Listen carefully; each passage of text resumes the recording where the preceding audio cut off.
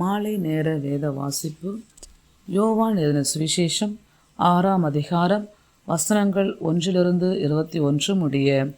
இவைகளுக்கு பின்பு இயேசு திபேரியா கடல் எண்ணப்பட்ட கலிலேயா கடலின் அக்கறைக்கு போனார்.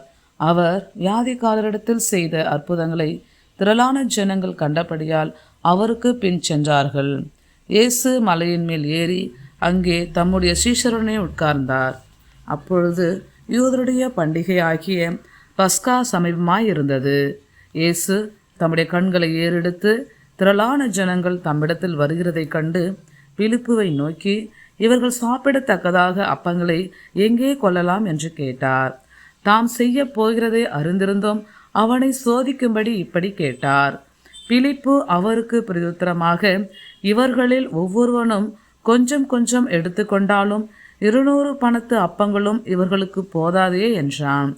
அப்பொழுது அவருடைய சீஷரில் ஒருவன், சீமோன் பேதுருவின் சகோதரனுமாகிய அந்திரேயா, அவரை நோக்கி, இங்கே ஒரு பையன் இருக்கிறான். அவன் கையில் 5 வார்கோதுமை அப்பங்களும் 2 மீன்களும் உண்டு. ஆனாலும் அவைகள் இத்தனை ஜனங்களுக்கு எம்மாத்திரம் என்றான். இயேசு, ஜனங்களை உட்கார வையுங்கள் என்றார். அந்த இடம் மிகுந்த புல்லுள்ளதாயிருந்தது. வந்திருந்த புருஷர்கள் ஏறக்குறைய 5000 பேராயிருந்தார்கள். இயேசு அந்த அப்பங்களை எடுத்து ஸ்தோத்திரம் பண்ணி சீஷர்களிடத்தில் கொடுத்தார். சீஷர்கள் பந்தி இருந்தவர்களுக்கு கொடுத்தார்கள். அப்படியே மீன்களையும் அவர் எடுத்து அவர்களுக்கு வேண்டிய மட்டும் கொடுத்தார். அவர்கள் திருப்தி அடைந்த பின்பு அவர் தம்முடைய சீஷர்களை நோக்கி, ஒன்றும் சேதமாய் போகாதபடிக்கு மீதியான துணிக்கைகளை சேர்த்து வையுங்கள் என்றார்.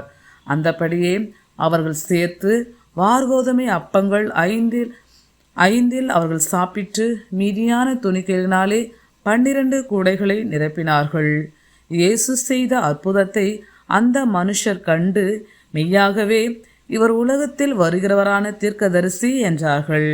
ஆதலால் அவர்கள் வந்து தம்மை ராஜாவாக்கும்படி பிடித்து கொண்டு போக மனதாயிருக்கிறார்கள் என்று இயேசு அறிந்து மறுபடியும் விலகி தனியே மலையின் மேல் ஏறினார்.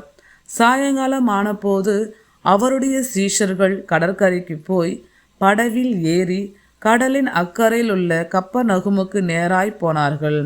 அப்பொழுது இருட்டாயிருந்தது. இயேசுவும் அவர்களிடத்தில் வராதிருந்தார். பெருங்காற்று அடித்தபடியினாலே கடல் கொந்தளித்தது. அவர்கள் ஏறக்குறைய 3 மைல் தூரம் தண்டு வலித்து போன பொழுது இயேசு கடலின் மேல் நடந்து படவுக்கு சமீபமாய் வருகிறதைக் கண்டு பயந்தார்கள். அவர்களை அவர் நோக்கி, நான் தான், பயப்படாதிருங்கள் என்றார். அப்பொழுது அவரை படவில் ஏற்றுக்கொள்ள மனதாயிருந்தார்கள். உடனே படவு அவர்கள் போகிற கரையை பிடித்தது. ஆமேன்.